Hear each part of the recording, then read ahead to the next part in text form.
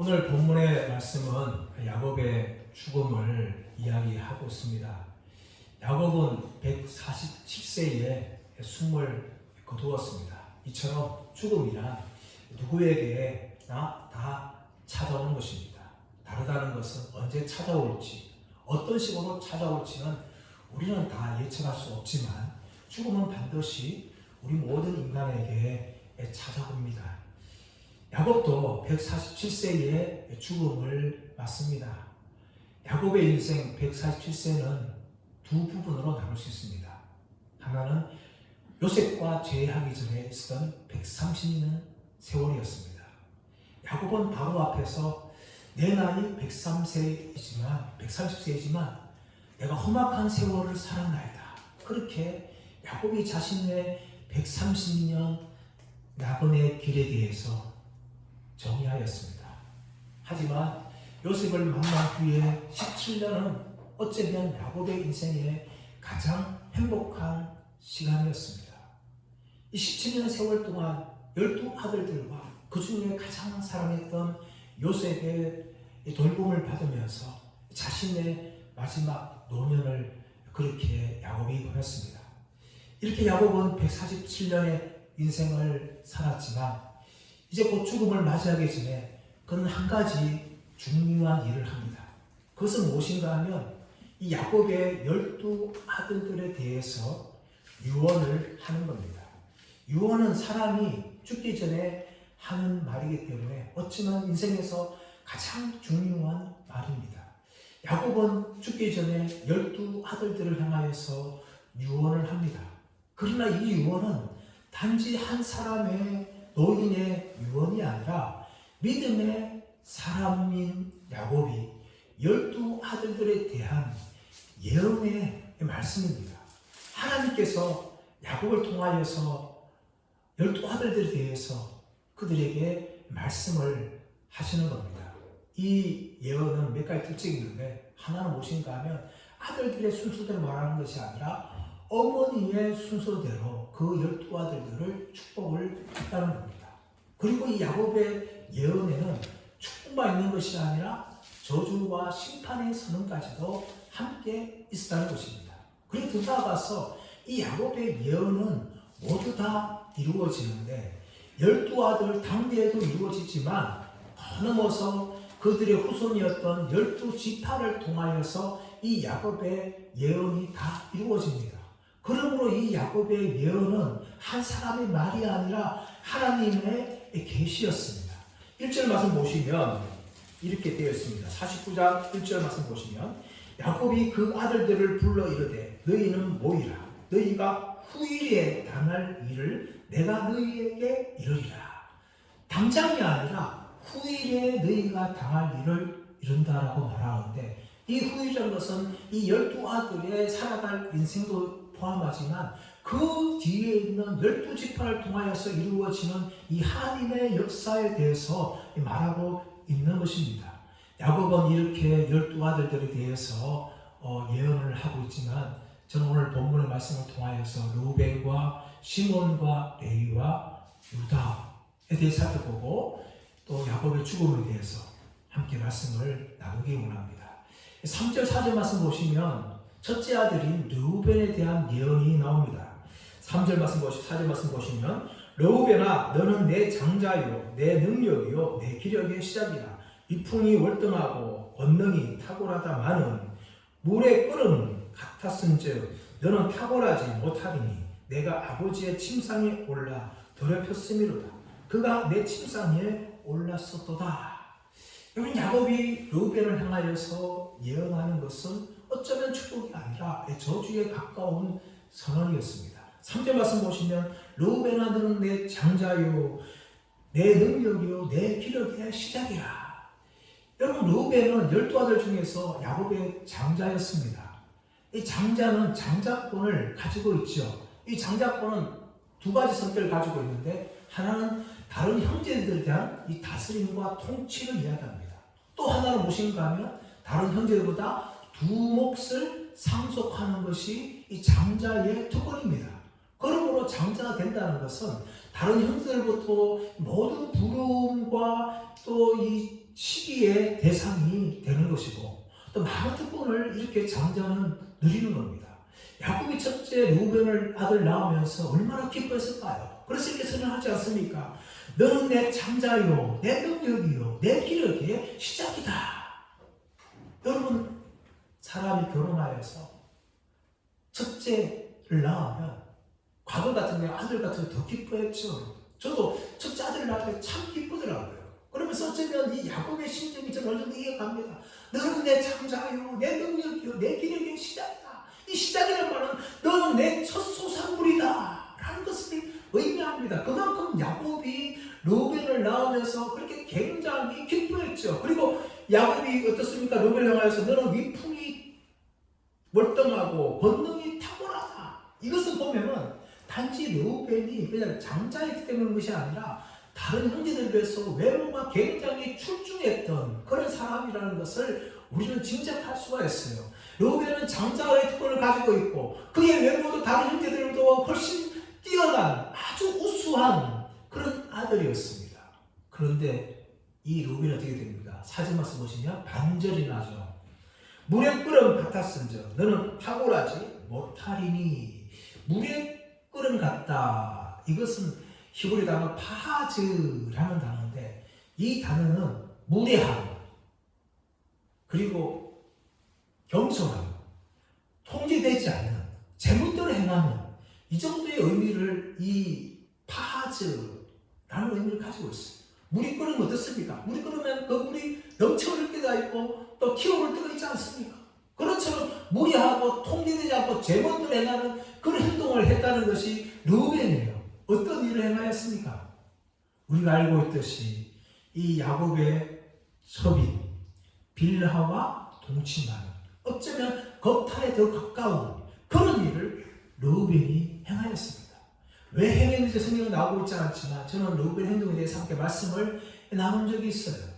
근데 여러분 이 르우벤이 이 일을 통하여서 무엇을 상실합니까? 그는 장자권을 상실합니다. 역대상 5장 1절 말씀 보시면 르우벤은 장자라도 그의 아버지의 침상을 더럽혔으므로 장자의 명분이 이스라엘의 아들 요셉에게 돌아가서 족보의 장자의 명분대로 기록되지 못하였느니라. 우리가 지난주에 말씀을 살펴보았듯이 야곱이 요셉의 두 아들 므낫세와 에브라임을 축복하면서 그들을 자신의 아들들로 삼았어요. 이것은 무엇을 말합니까? 르우벤이 장자가 아니라 요셉이 장자라는 것을 야곱이 그렇게 선언하는 것입니다. 그래서 야곱의 두 아들 므낫세와 에브라임을 자신의 아들로 삼고 요셉 대신에 므낫세와 에브라임이 12지파를 형성하게 되는 겁니다. 이것이 바로 르우벤이 장자권을 상실한 이유입니다. 무엇 때문입니까? 아버지의 첩을 겁탈한 동침한 그런 죄였습니다. 이 한 번의 죄, 성경을 보시면 이 르우벤의 다른 지대에서 전혀 언급하지 않습니다. 이 한 번의 죄에 대해서만 기록하고 있는데 이 죄는 바로 아버지에 대한 도전이었어요. 일어날 수 없는 마녀 같은 행동이었습니다. 그러므로 하나님께서 야곱을 통하여서 르우벤을 향하여서 저주를 선언합니다. 우리 그것을 보면서 왜 우리 인간들에게 죄가 들어와서 죽음에 이르게 되는지 사건을 떠올리게 합니다. 그것은 무엇입니까? 창세기 3장에 나오고 있는 아담의 범죄입니다. 처음에 하와가 뱀의 유혹에 넘어와서 선악을 알게 하는 나무의 열매를 따먹었습니다.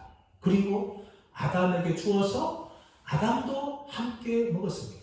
그러나 하나님께서 분명히 그 선악을 알게 하는 나무의 열매를 먹을 경우에 너희는 반드시 죽으리라 이렇게 말씀하셨는데도 불구하고 아담과 하와는 불순종하고 그 열매를 먹은 것입니다. 단 한 번의 죄였어요. 그 한 번의 죄로 인하여서 어떻게 됩니까? 아담과 하와는 하나님의 면전에서 쫓겨나고 에덴 동산에서 추방당하는 일을 당합니다. 그리고 아담과 하와는 에게 죽음이 찾아왔는데 모든 인간은 이 아담의 죄로 인하여서 죽음에 이르게 되어집니다. 죄가 아담 때문에 들어와서 모든 인간들이 다 죄인이 되고 만 겁니다. 단 한 번의 죄였습니다. 요즘 뉴스나 유튜브를 보게 되어지면 종종 무엇을 보는가 하면 미국 필라델피아 켄싱턴 거리에 있는 좀비 마약에 대해서 우리는 흔히 볼 수가 있습니다. 이 필라델피아의 이 켄싱턴이라는 곳에 정말 사람들이 좀비처럼 늘어지고 좀비처럼 걷는 장면들이 뉴스를 통해서 볼 수가 있습니다. 왜 그렇습니까? 이 펜타닐이라는 마약 때문이에요. 이 펜타닐이라는 것은 사실은 의학적으로 개발된 겁니다. 이 몰핀의 진통제 몰핀의 50에서 100배의 진통의 효과가 있어요. 그래서 말기암 환자라든지 아주 큰 수술한 사람 같은 경우는 이 펜타닐을 처방을 통해서 그들에게 고통을 느끼지 못하도록 진통제를 해줍니다. 그런데 이것을 가지고 사람들이 악용해가지고 마약으로 그렇게 사용하는데 문제는 무엇인가 하면 이걸 한번 손대면 평생 못 끊는다는 거죠. 마약 펜타닐 파스식으로 붙이는 건데 그것을 붙이기만 하면 한 번 붙였는데 그것이 평생 그 마약에서 벗어나지 못하게 하는 그런 일들을 가져온다는 겁니다. 그래서 처음 마약을 가지는데 처음에는 소량 마약도 막 그 환각을 느끼는데 이제 그것이 점점 마약의 양이 늘어가죠. 그래서 그 사람이 평생 그 마약에 중독되어서 그 마약의 종과 노예가 되어서 그렇게 살아갈 수밖에 없는 존재가 됩니다. 그런데 오늘날 우리나라에도 이 마약이 지금 아주 유행하고 있습니다. 특히 이제 10대 고등학교 애들도 마약 사범이 되었어요. 이 펜타닐을 사용해가지고 그들이 마약으로 그들의 인생이 망해지고 있는 것이 점점 늘어나고 있고 우리나라가 과거에는 마약 청정 국가였지만 이제는 마약 청정 국가라는 말을 사용하지 못할 정도로 마약이 전국에 퍼지고 있고 또 돈 아주 작은 돈으로도 모든 사람들이 마약을 할 수 있게 되는 지경에 이르렀어요. 문제는 무엇인가 하면 처음에는 호기심이라든지 또 지인들의 소개를 통해서 했는데 그 한 번의 마약이 자신의 평생을 올가면은 그런 올가미가 되고 완전 인생이 망하게 된다는 것이죠. 단 한 번의 죄였어요. 로브도 마찬가지입니다. 로브의 죄에 대해서 성경은 다 이야기하고 있지 않은데 오직 이 빌라와의 동침 사건만을 성경은 기록하고 있는데 이 사건 때문에 로브는 인생은 아주 비참하게 되었어요. 장자였지만 장자의 특권을 누리지 못하고 모든 것을 다 상실하게 됩니다. 그래서 아브라함과 이삭과 야곱에 이어지는 이 영적인 계보의 축복에 들어가지 못하고 이스마엘과 에서에 이어지는 이 비참한 대열의 르우벤이 그만 들어가고 말았던 것입니다. 사랑하는 여러분, 죄는 이만큼 커다란 결과를 가져옵니다. 우리가 죄를 지을 때 뭐 한 번인데 그렇게 생각하고 있었는데 그 한 번의 죄가 정말 우리 인생을 완전히 망치게 된다는 거죠. 의사들은 말합니다. 술에 대해서 경고하면서 술 한 잔만 드시더라도 암에 걸릴 수 있습니다. 그렇게 말하는 겁니다. 술 2잔, 3잔도 아니에요. 단지 술 한 잔 먹는데 그 사람은 암에 걸릴 확률이 굉장히 높아진다는 거예요. 단 한 잔입니다. 죄는 마찬가지. 죄는 단 한 번 줄 수 있지만 어쩌면 그 죄 때문에 우리의 인생이 완전히 망하게 되어지고 영적인 축복을 누리는 것이 아니라 하나님의 심판과 저주의 대상이 될 수가 있습니다. 그러므로 사랑하는 여러분, 우리 모두가 이 죄에 대해서 깨어있기를 축복합니다. 단 한 번이라도 죄에 대해서 허용하지 말고 그 한 번을 허용하지 않고 날마다 깨어있는 저와 여러분들 되시기를 예수님의 이름으로 축원합니다. 이제 뒤이어서 야곱은 시몬과 레위를 향하여 선을 예언을 합니다. 5절 말씀 보시면 시몬과 레위는 형제요 그들의 칼은 폭력의 도구로다 라고 말하고 있습니다. 시몬과 레위는 형제였어요. 사실 형제 아닙니까? 이 레아가 야곱에게 낳은 둘째가 시몬이고 셋째가 레위입니다. 그래서 이들은 사실 혈육간의 형제였어요. 같은 어머니 밑에 이 형제입니다. 그런데 야곱은 이 형제라는 단어를 그렇게 사용하는 것이 아니라 이것은 친구의 개념으로서 죄를 짓는데 함께 뜻을 모았던 그런 사람들이라는 것을 이 형제라는 단어를 사용합니다. 어떤 죄를 지었습니까? 우리가 잘 알고 있는 이 디나 겁탈 사건. 세겜 추장이 디나를 보고 너무나 사랑스러웠어. 그만 육체적으로 어마어마합니다. 그리고 이 세겜 추장과 그 아버지 하물이 야곱을 찾아와서 우리와 너희와 통혼하자 그렇게 제안을 하는데 그 시몬과 레위가 나서서 어떻게 합니까? 그들을 속이고 할례를 행하면 우리가 너희와 통혼하겠다. 우리는 할례를 하지 않는 백성들과 통혼할 수 없다. 너희뿐만 아니라 너희 온 족속이 할례를 하라. 그럼 우리가 너희와 통혼할 것이다 하면서 그들을 속입니다. 그 속인 이유가 뭡니까? 나중에 칼을 차고 들어가서 이 할례에 고통당하고 있던 모든 세겜의 남자들을 다 살해하는 것이죠. 그래서 야곱이 오직 말씀 보시면 그들의 칼은 폭력의 도구로다. 폭력이다. 라고 이야기를 하는 거예요. 이게 너무나 잔인하지 않습니까? 쟤는 누가 범했어요. 이 세겜 추장이라는 한 사람이 범했는데 시몬과 레위는 그 집안만 멸망시키면 되는데 오히려 이 세겜 남자 전체를 다 칼로 도륙을 하는 너무나 끔찍한 잔인한 보복을 하였기 때문에 야곱은 그들은 형제요 그들의 칼은 폭력의 도구로다 라고 말하면서 6절에서 자기는 그들과 함께하겠다고 함께하지 않겠다고 선언하죠. 6절 말씀 보시면 내 혼아 그들의 모의에 상관하지 말지어다. 내 영광아 그들의 집회에 참여하지 말지어다. 그들이 그들의 분노대로 사람을 죽이고 그들의 혈기대로 소의 발목 힘줄을 끊었음이로다.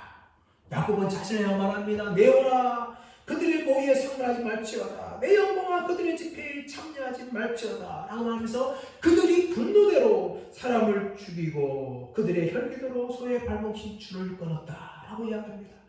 여기 하반절에 대해서 이 세 번역에서는 어떻게 번역하고 있는가 하면 그들이 장남 삼아서 사람들을 죽였고 그들의 분노대로 사람을 죽였다 이렇게 번역을 합니다. 어쩌면 그 번역이 정말 사실적인 번역입니다. 이 시몬과 레위는 오늘로 말하면 이 분노 조절 장애자예요. 자신들이 분노했다면 이 자신의 딸을 이 여동생을 건드렸던 세겜과 그 집안만 심판하면 되는데 그것을 넘어서 자신들의 분노를 세겜의 모든 남자에게 다 갚아버리는 이 분노 조절 장애를 가지고 있는 그런 사람들이었어요. 그래서 야곱은 이 분노 조절 장애를 가지고 있는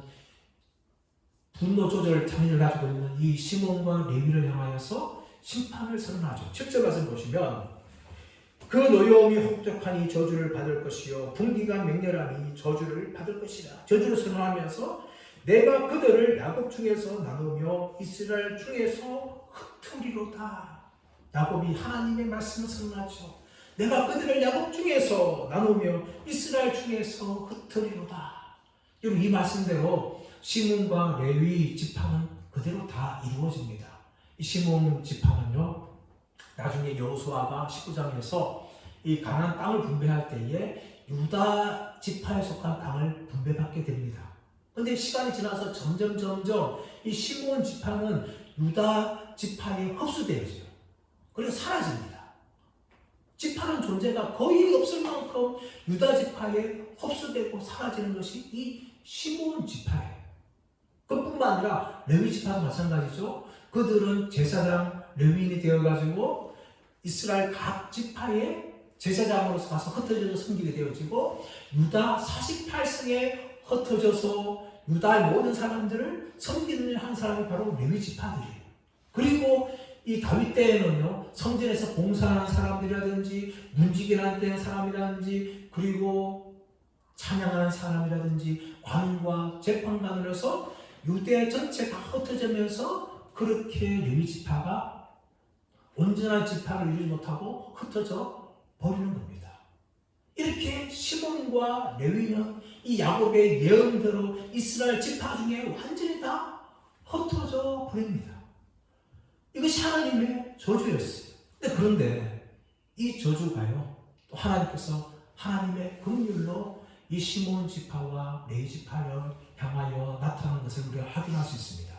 시몬 지파는 비록 이 유다 지파에 흡수되어졌지만 나중에 솔로몬 사후에 이스라엘 남과 북으로 유다와 북이스라엘가 나눠질 때에 북이스라엘 소속되어서 금송아지를 숭배하는 것이 아니라 남유다에 속하여서 오직 하나님만을 섬기는 그런 지파로 그들은 존속하게 되는 거예요.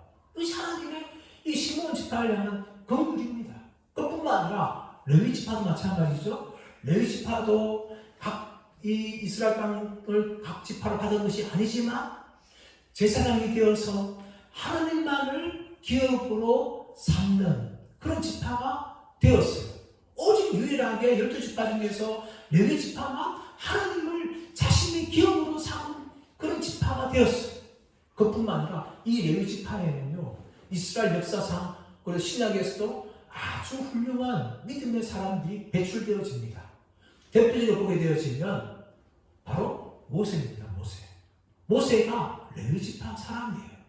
민수기 25장에도 또 사건이 나오고 있는데 이스라엘 백성들이 모압 여자들과 음행하고 그들의 신을 섬길 때에 비느하스가 그 모압 여자와 간음하고 있는 이스라엘 남자와 또 모압 여인을 죽임으로 말미암아 하나님과의 평화의 언약을 체결하게 되어지고 또 하나님께서 비느하스의 집안을 영원한 제사장으로 삼겠다라고 선언한 사람이 바로 비느하스예요. 또 포로기 이후로 이스라엘 백성들에게 하나님 말씀을 가르치는 에스라가 바로 레위 지파 사람입니다. 또 신약에 오면은 세례 요한이 레위 지파 사람이에요. 예수님 오실 길을 미리 예배했던 사람이 바로 세례 요한. 바로 이 세례 요한이 레위 지파의 사람이었다는 것이죠. 이렇게 하나님께서는 이스라엘 역사에 이 레위 지파의 믿음의 사람들, 훌륭한 사람들을 많이 배출하고 통하여서 이스라엘을 위기에서 건졌던 적이 굉장히 많습니다. 그런데 어떻게 이렇게 레위 지파가 이렇게 하나님께 놀랍게 쓰임받는 지파가 되었을까요? 그래서 출애굽기 32장 성경 보시면 이스라엘 백성들이 모세가 40일 동안 시내산에 있을 때에 밑에서 금송아지를 만들어서 금송아지 숭배합니다. 모세가 그 일을 알고 내려와서 돌판을 깨뜨리고 분노하면서 하나님의 말씀을 대로 심판을 선할 때에 이 레위 지파가 모세 편에 서서 모세의 말대로 우상에 참여한 모든 남자들을 다 칼로 죽여버립니다. 이 일을 통하여 레위 지파는 하나님의 긍휼을 받게 되었어요. 그들이 정말 이렇게 큰 죄를 범하였지만 이렇게 하나님 앞에 돌이키고 하나님의 성을 통하여서 그들의 후손들이 하나님께 복을 받고 하나님만을 기업으로 섬기는 그런 복된 지파가 될 수가 있었던 것이었습니다. 이것이 바로 시몬과 레위 지파를 향한 이 하나님의 긍휼이었어요. 세 번째는 유다에 대해서 말합니다. 8절 말씀 보시면 유다야 너는 내 형제의 찬송이 될지라 내 손이 내 원수의 목을 잡을 것이요 내 아버지의 아들들이 내 앞에 절하리로다. 유다는 내 형제의 찬송이라 찬송이 될 것이다. 유다의 이름이 찬송함이라는 단어 의미를 가지고 있어요. 유다. 근데 유다가 내 형제의 찬송이 됐다는 것이죠. 이 말은 무슨 말입니까? 다른 형제들을 지배하는 것이죠. 르몬이 받아야 될 장자권이 실질적으로는 요셉에게 재산이 지파가 두 개가 됨을 통하여서 요셉이 상속하였지만 이 다스림의 권세는 요셉이 가지는 것이 아니라 유다 지파에 물려갔어요. 그래서 유다가 다른 형제들의 찬송이 되고 다른 형제들로부터 뭡니까? 절함을 받게 된다라고 이야기하는 겁니다. 그리고 9절 말씀 보시면 유다는 사자 새끼로다. 단지 사자 새끼가 아니라 이것은 젊은 사자를 말합니다. 그럼 젊은 사자는 얼마나 무시무시합니까? 그 연맹함이요, 그 무시무시함이요, 정말 겁이 날 정도입니다. 제가 아프리카 밀림을 가보진 않았지만 에버랜드 사파를 들어가 봤어요. 차를 타고 들어가는데 사자들이 있는데 이거 사자들이 얼마나 무시무시한지 몰라요. 그래 가까이 보니까 야, 그 사자 진짜 그냥 갖다가 잡아먹히겠구나. 그 사자입니다. 얼마나 강인하고 힘이 세며 또 밀림의 왕자가 아닙니까? 그리고 이 사자를 통하여서 9절 말씀 보시면 후반의 말씀 보면 누가 그를 범할 수 있느냐? 10절 초반에 그가 유다를 떠나지 않고 통치당의 지팡이가 그 발 사이에서 떠나지 아니한다라고 말합니다. 유다는 형제들 가운데 이 장자권의 지배권을 상속함을 통하여 형제보다 찬송을 받게 될 뿐만 아니라 형제들을 다스리고 더 나아가서 이 유다를 통하여서 왕들이 태어나는 거죠. 이 다윗 왕이 유다 사람입니다. 유다 지파 사람이에요. 유다 지파를 통하여서 다윗 왕이 태어나고 그의 후손들이 이 다윗 왕의 핏줄을 이어서 계속해서 유다 멸망할 때까지 유다의 왕들로서 존속하게 되어지는 것이죠. 그래서 유다에게는 수많은 왕들이 태어나고 이 왕들이 이스라엘 5뿐만 아니라 더 나아가서는 열방까지도 주위에 있는 민족까지도 다스리는 이 강력한 그런 지파가 되는 것이 바로 유다 지파입니다. 그런데 여기에서 한 가지 10절에 보면 라는 해석이 등장하는데 그것은 무엇인가 하면 10절 주번을 보시면 실로가 오시기까지라는 단어입니다. 이 실로가 오시기까지라는 단어에 대해서 크게 학자들은 여러 가지 해석하고 복잡한 설명들을 하지만 이 실로가 오시기까지라는 것은 바로 메시아이신 예수님에 대한 예언이에요. 실로가 오시기까지. 여기 창세기 보시면 이미 하나님께서는 창세기 3장 15절 말씀에 아담이 범죄하였을 때에 뱀에 대해 심판하시면서 여인의 후손이 내 머리를 상하게 할 것이요 너는 그의 발꿈치를 상하게 할 것이다 하면서 여인의 후손에 대해서 하나님께서 말씀하십니다. 그뿐만 아니라 창세기 22장 18절 말씀 보시면 아브라함을 향하여서 내 씨로 말미암아 천하 만민이 복을 받을 것이다. 그렇게 내 씨 단순히 말하고 있어요. 창세기는 이 예수님의 이 대신 대해서 말하고 있는데 오늘 말씀에 이 실로가 오시기까지도 바로 메시아이신 예수님이 오시기까지라는 것을 예언하는 것입니다. 그러므로 이 유다 지파에 대한 예언은요 단지 유다 지파를 통하여서 다윗 왕이 태어나고 그의 후손들이 태어나서 이스라엘을 다스리고 또 열방을 통치한다 그 정도의 개념이 아니라 진정한 왕이신 예수 그리스도께서 이 땅에 오셔서 온 세상을 다스리고 예수 그리스도 앞에 모든 세계가 굴복하며 절하게 될 것이라는 것을 미리 예언하시는 말씀이에요. 그래서 요한계시록 5장 5절 말씀 보시면 예수님에 대해서 유다 지파의 사자인 다윗의 뿌리라고 이야기합니다. 예수님께서 유다 지파로서 태어날 뿐만 아니라 다윗의 후손으로서 태어나는데 그 예수님께서는 진정한 왕이시라고 이야기하고 있고 빌립보서 2장 10절에서는 모든 무릎이 그 앞에 꿇게 될 것이라고 말씀하고 있는 거죠. 그러므로 이 10절에 하고 있는 실로가 오시기까지는 바로 메시아 예수 그리스도께서 오실 것이라는 것을 예언하는 말입니다. 그 예언이 바로 유다 지파를 통하여서 이어진다는 것을 성경은 보여주고 있는 것입니다. 그뿐만 아니라 11절 12절 말씀 보시면 유다 지파가 이 통치권과 탁월함뿐만 아니라 이 번영과 풍성함을 누리게 된다고 이야기하고 있습니다. 11절 12절 말씀 보시면 그의 나귀를 포도나무에 매며 그의 암나귀 새끼를 아름다운 포도나무에 맬 것이며 또 그 옷을 포도주에 빨며 그의 복장을 포도주에 빨리거다. 그의 눈은 포도주로 말미암아 붉겠고 그의 이는 우유로 말미암아 희리로다. 여러분 이 말은 유다 지파가 누리는 번창과 번영을 이야기합니다. 이 나귀와 나귀 새끼가 포도나무에 매고 또 포도주와 포도즙에 옷을 빤다는 거예요. 여러분 보통 옷을 어디 빱니까? 물이 빨죠. 물이 빠는데 물이 조금 가지고는 옷을 빨 수가 없어요. 세탁기에 돌리다가 물이 얼마나 많이 들어가는지 몰라요. 세탁을 처음에 헹굴 때 들어가고 또 나중에 또 들어가죠. 그 커통에 물이 그렇게 많이 들어가야 세탁을 할 수 있는데 옷을 포도주에 빨고 포도즙에 빤다는 것은 얼마나 그 포도주가 넘쳐나고 포도즙이 넘쳐나는 것을 이야기합니까? 그만큼 유다가 이 풍요로움을 누리게 된다는 것이고 또 우유로 말미암아 이가 희진다라고 이야기하는 거. 이 우유라는 사실 정확하게 말하면 나귀의 젖이나 염소의 젖을 말하죠. 이 가나안 땅 말할 때에 젖과 꿀이 흐르는 땅 말할 때 양과 염소의 젖을 이야기합니다. 그만큼 양과 염소가 풍성하다는 것은 그만큼 그 재산이 어마어마하다고 번창한 것을 이야기하고 있는 것입니다. 그러므로 이 유다 지파는 단지 탁월함과 통치권뿐만 아니라 그런 번창과 번영을 가지게 되는 것이죠. 여러분, 이 유다 지파가 이런 복을 누리는 데 있어서 유다 지파가 뭐 한 게 있을까요? 성경에 보시면 유다가 이런 복을 누릴 만한 그런 행동을 한 것이 아무것도 없다는 것을 우리가 알 수가 있어요. 요셉을 파는 데 주동한 사람은 누굽니까? 유다였습니다. 물론 죽이지 않고 요셉을 노예로 파는 것은 잘한 거지만 이 요셉을 미워하여서 자신이 이 동생이었던 요셉을 애국으로 노예로 팔아버립니다.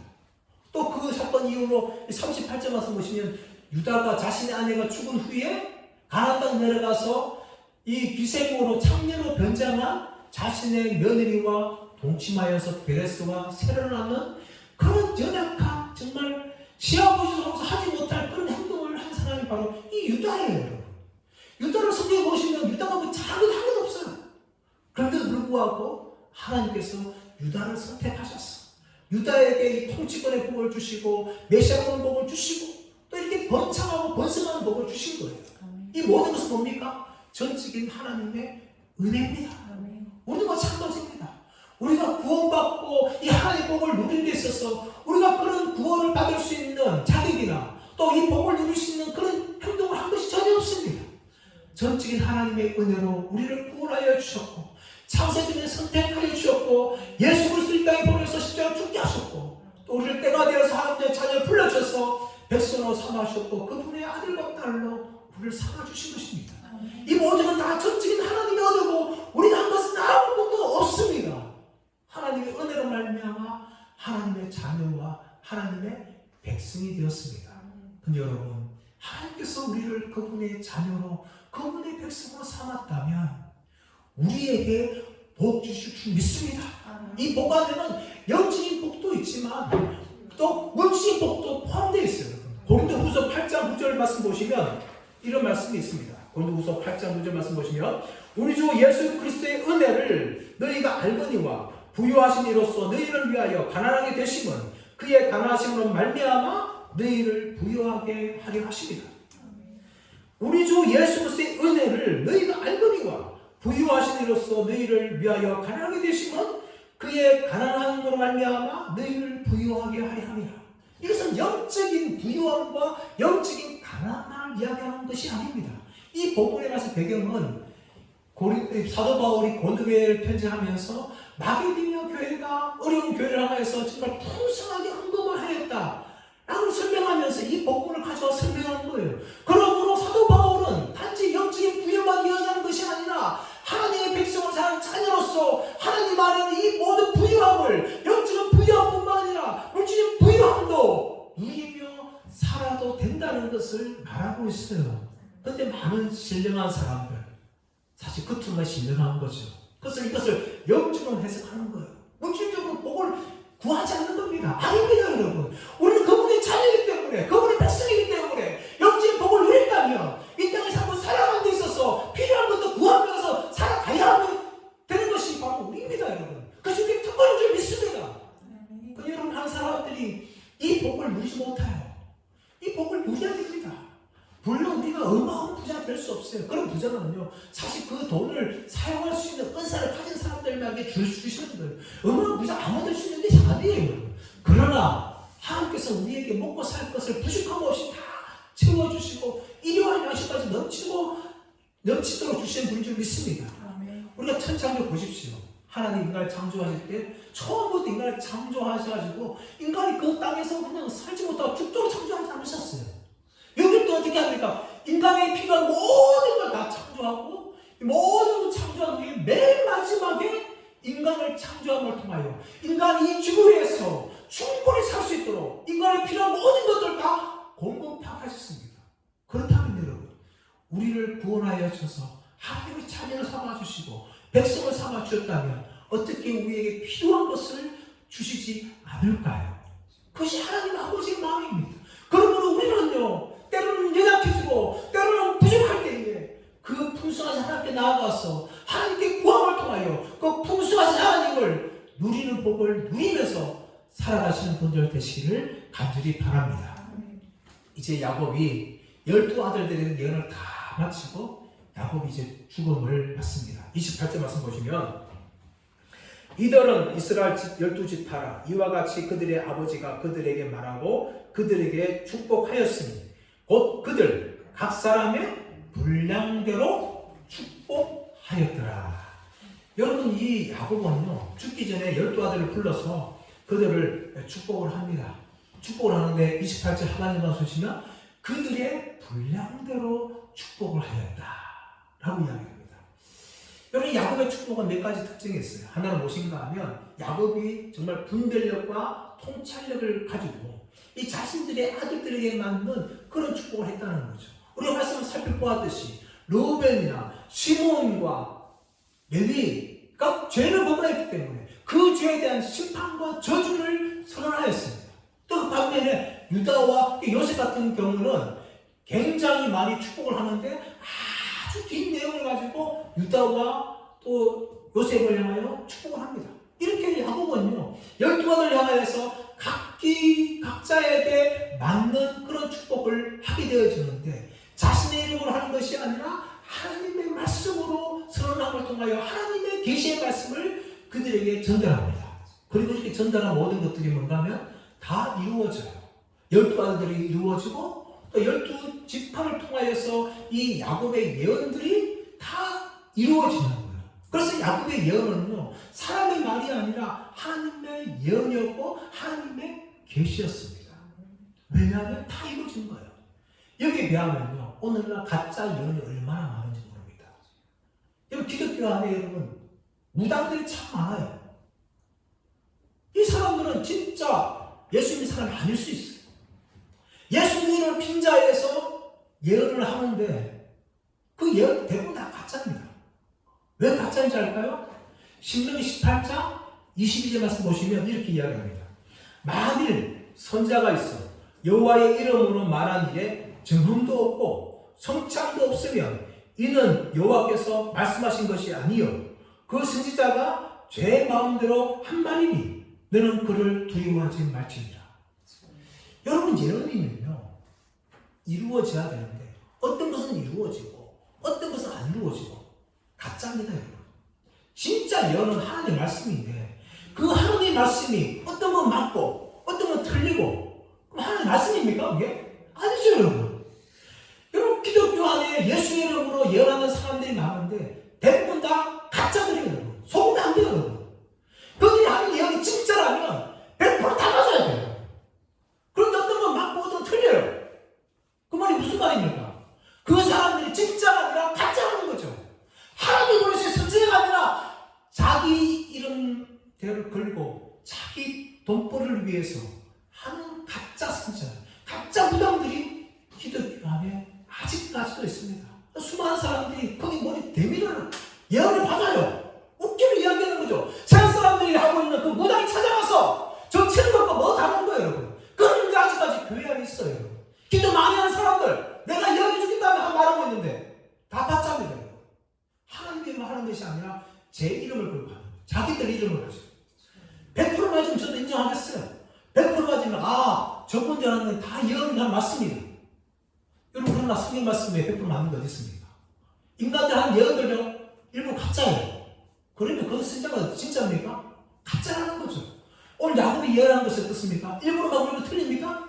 아닙니다, 여러분. 이 야곱의 예언은 그대로 다 맞아요. 100% 다 이루어져요. 그렇기 때문에 이 야곱의 유언은 하나님의 예언이자 하나님의 계시였어요. 마찬가지로 여러분 우리가 막 계시고 예언이라는 것을 어떻게 할 수 있는 거예요? 100% 다 이루어지는 거예요. 성경 말씀은 다 이루어졌습니다. 앞으로 한 가지 이루어질 건 남았어요. 그것은 무엇입니까? 예수님의 재림이에요. 그것이 하나님의 말씀이에요. 그래서 하나님의 말씀이 100% 정확한 거죠. 그러나 어떤 인간의 예언도요 다 맞잖아요. 믿지 마세요. 속지 마세요. 기독교 무당들이에요. 아직까지 구약에 있던 그 가짜 선지자들이 지금도 기독교에 숨어있어요. 그러면서 예언해준다고 말하고 있어요. 절대 속지 말아요. 그것들은 다 가짜 선지자예요. 오늘 말씀 뭡니까? 그들과 가까이 하지 말고 그들을 두려워하지 말라. 어떤 말을 한다고 속지 말라는 겁니다. 우리가 믿을 것은 오직 하나님의 말씀인 줄 믿습니다. 아멘. 이 하나님 말씀을 믿고 저와 여러분 살아가시길 간절히 바랍니다. 이제 야곱이 죽을 때에 한 가지 부탁하는 게 무엇인가 하면 자신을 햇사람 에브론의 밭에 묻어달라 라고 이야기합니다.